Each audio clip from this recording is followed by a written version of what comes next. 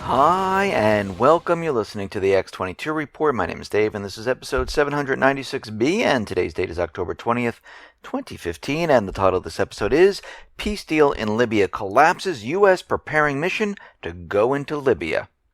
Now, before I begin, I just want to make an announcement. Tomorrow, Wednesday, I'll be uploading an interview with Mitchell Firestein. He is the author of Planet Ponzi, and yes, the recording is there this time. If you're on the X22 Report email alert system, you'll get an email if you signed up to the X22 Report Spotlight channel. YouTube should send you an email. If not, come right over to YouTube, type in X22 Report Spotlight. You will see the video, or you can come over to the x22report.com site, scroll down a little bit, look over to your right, you'll see the interview right there. Let's get into the economic collapse, political, and geopolitical news. Now, the New York City Police Department has been using X-ray vans. And these X-ray vans basically have the ability to look through walls into buildings and to other automobiles. And they've been using these unmarked Z backscatter vans, also known as X-ray vans, to peek into everything around the area. Now, of course, this is a violation of everyone's Fourth Amendment because they don't have any type of documentation. And there's been a lawsuit that has been brought up against the NYPD. And right now, the NYPD is refusing a court order for 10 months at this time to release the records on its vans. And they were sued over the surveillance tool 3 years ago. The court decision says they must provide information on its unmarked X-ray vans. Some of the questions they're asking is, how is the NYPD ensuring that innocent New Yorkers are not subject to harmful X-ray radiation? How long is the NYPD keeping the images that it takes, and who can look at them? Is the NYPD obtaining judicial authorization prior to taking the images? And if so, what type of authorization? Is the technology funded by taxpayer money? And has the use of the vans justified the price tag? Now, these type of Z backscatter vans were first used to detect roadside bombs in Afghanistan. Each unit cost the NYPD between $759,000 to $825,000. The vans look through the buildings, they look inside cars, they look inside trucks. And right now, the NYPD has refused to answer a New York Freedom of Information law request by ProPublica. They don't want anyone to know about this device. And they don't want to hand out any type of information about it. And this is a complete violation. I mean, it seems like they are continually violating every single person's rights. And they don't care. And a court is telling them to hand over the information, and guess what? They're even denying that. I'm sorry, these people should be locked up. Because they're going against a court order at this point. And they're violating the rights of the people. But we know why all this is happening. We know what is happening all around us. In a fascistic country, fascism is government intertwined with bank and corporations, and the rights of the people are flushed down the toilet. And we are seeing more and more of this. Now, a teen hacker, allegedly hacked into the CIA chief's AOL email account. And the first question I have is, why does the CIA chief have an AOL account? Who uses AOL anymore? But it looks like this teen hacker, who supposedly is a pro-Palestine teen hacker from the group Crackus with Attitude, kind of hacked in to the email system. And this is why everyone should have encryption. I mean, think about it. If there was encryption, it would be much more difficult for someone to hack in. Now, of course, the way this person went about it, allegedly. They pretended to be someone else. They called Verizon. They used faked information.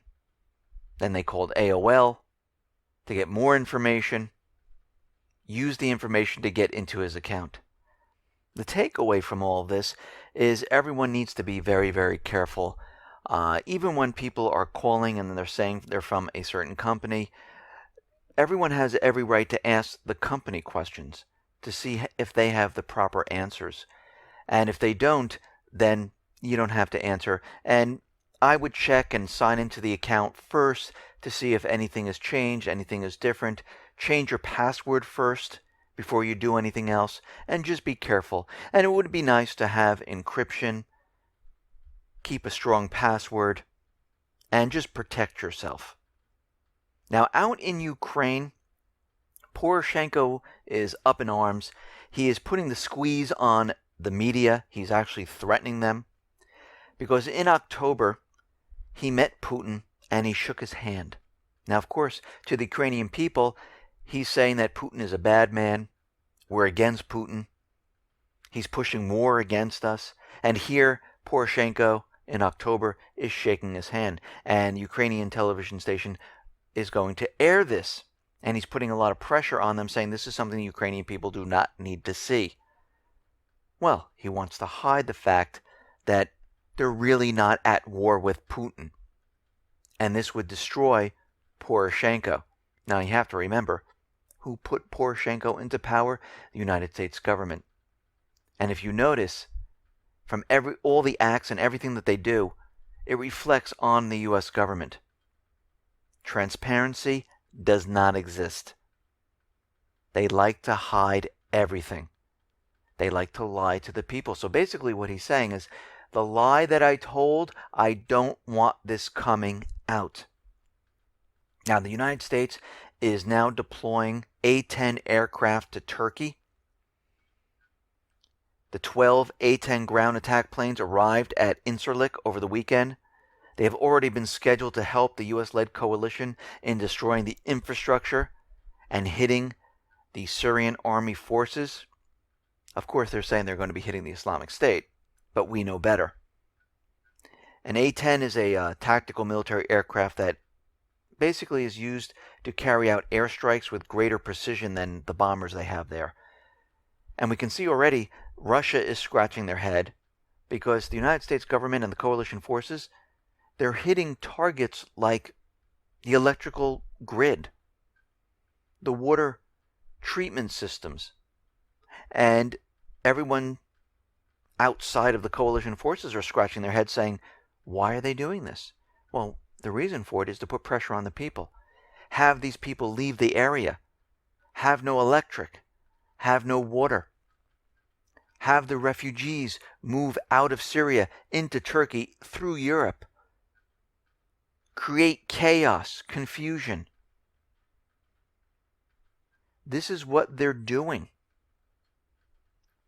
The U.S. has approved 11.25 billion combatant ships sailed to Saudi Arabia.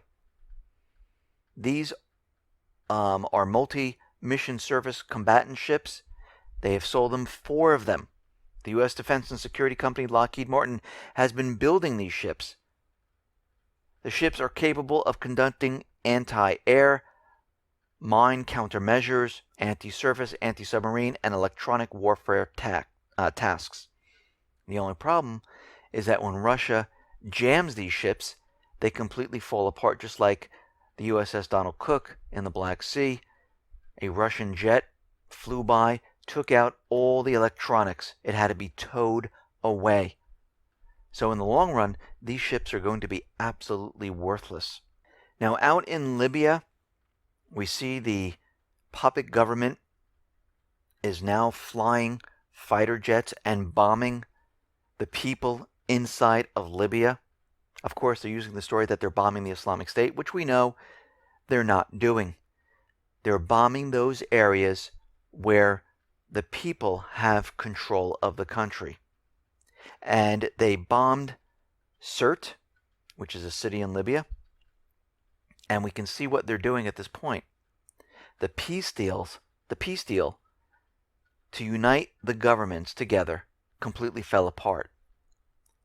And at this point, coming from the U.S. government, they said if the deal has not been met by October 20th, things are going to happen.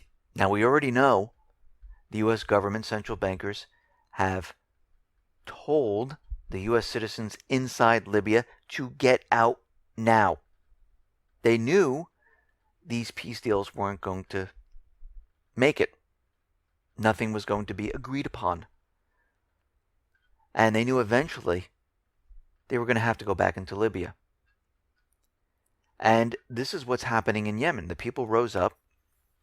They kicked out the puppet government. They took control of the country.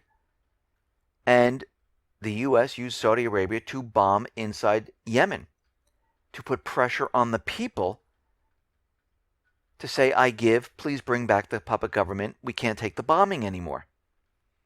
The same thing is happening in Libya right now. They tried all different political type of talks. They tried to come up with some type of peace agreement. They tried this for a very long time. Of course, it always ended up that the people's government, not the puppet government, would have to give up their power. And they said, no, we are not doing this. And this is why this has gone absolutely nowhere. So what's happening right now? The U.S. has been prepping, getting ready to go into Libya. We know they've been building forces on the outskirts of Libya. France, Egypt, and other forces have been building up. And we can see at this point in time that it's a matter of days or weeks before we see something happen. Now, will the U.S. go in themselves? Most likely not, because they don't have authorization to do so. They're going to use other forces. They're going to use proxy forces to go back into Libya. And we're going to see the same thing that's happening in Yemen. Now, Russia and the U.S., they've signed a cooperation deal. They signed an agreement regulating the operation of the two countries, where they will be very careful and where they're flying. The deal right now is aimed at preventing incidences and providing for smooth operation of the two nations' aircrafts.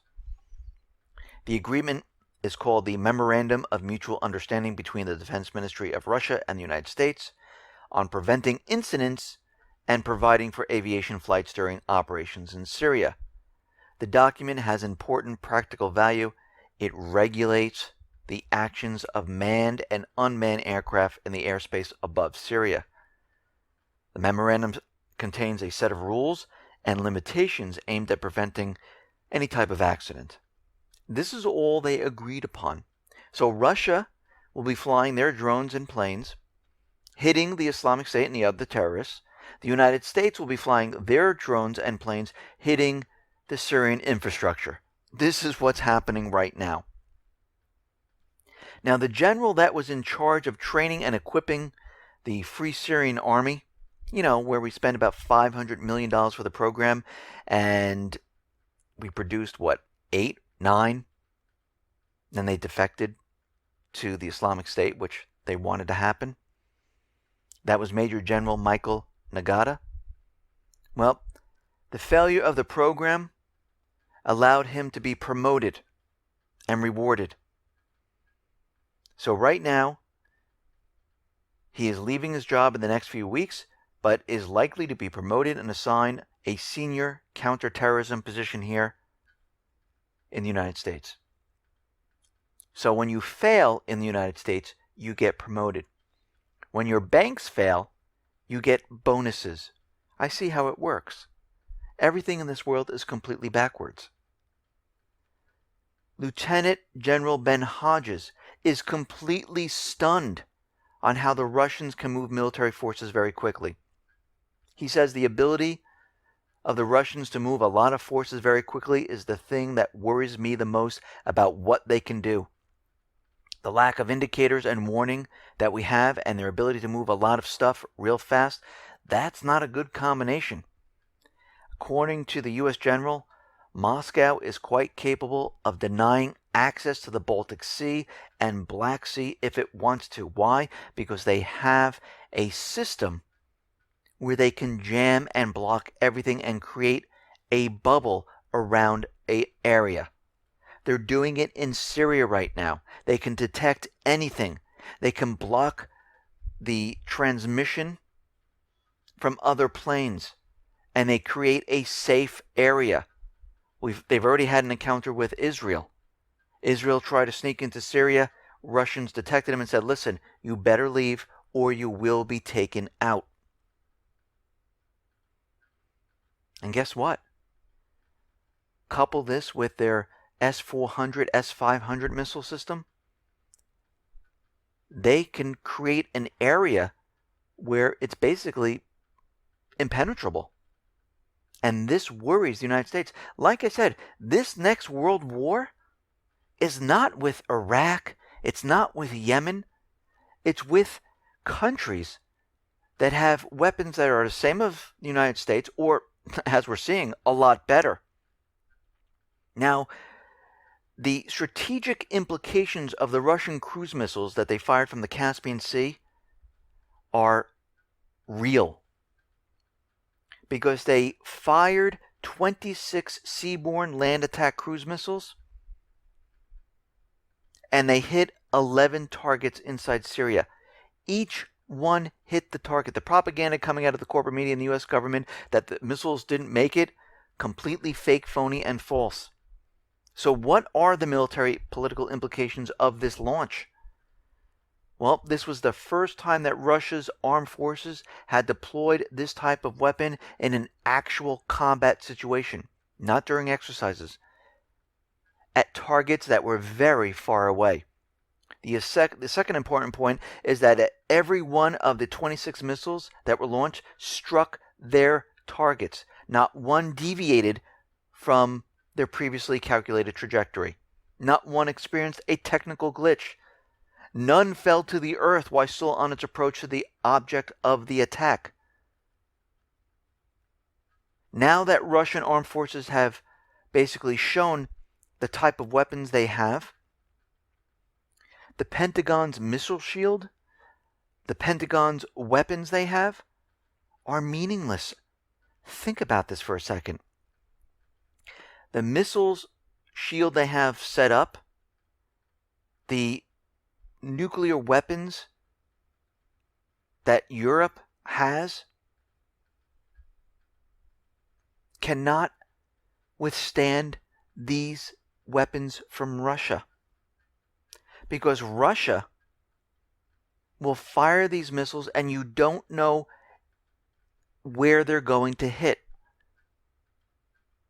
And once they have their hypersonic missile systems, they will not be able to be stopped.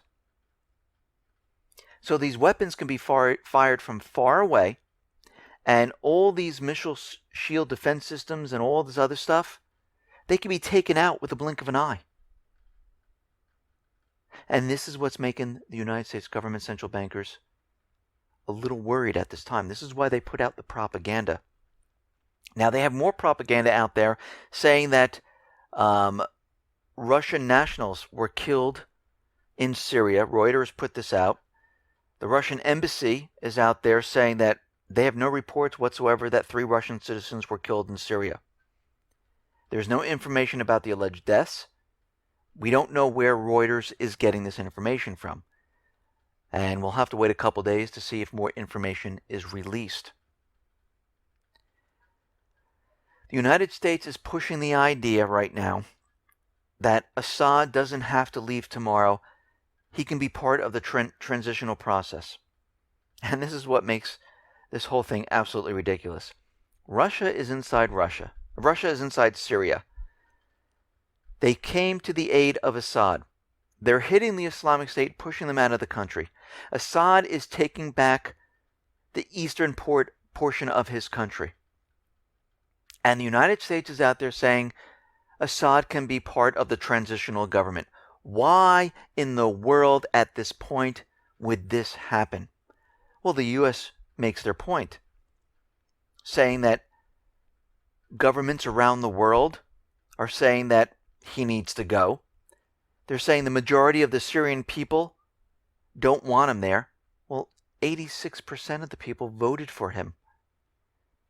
86% of the people are backing him.